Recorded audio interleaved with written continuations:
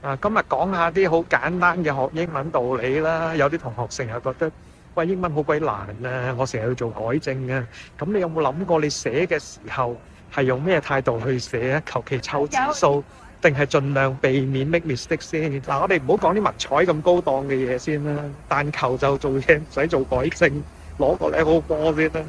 你英文最簡單咪名詞、動詞、名詞 noun verb noun，又或者名詞、動詞、形容詞 noun verb adjective 咯，好簡單啫。John likes Mary 或者 John loves Mary， 咁咪 noun verb noun 咯。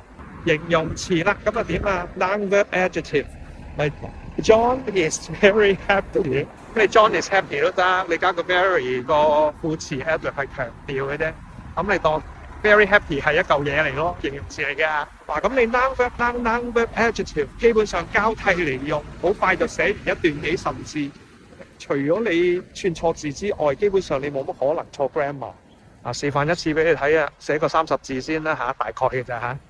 John likes Mary. Mary is very beautiful. Mary likes John too. 加咗個 to 字because John is very handsome。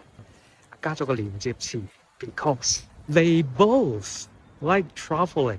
traveling 係 noun 嚟嘅，一個活動嘅名稱，所以咪 ing。 Traveling is exciting， 咁咪 noun verb adjective 咯。咁整啲變化啦，問句問題嚟收尾啦，好唔好？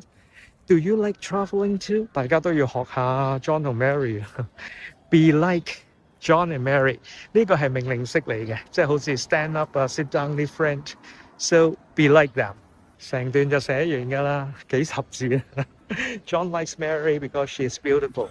Mary likes John too because he is so handsome.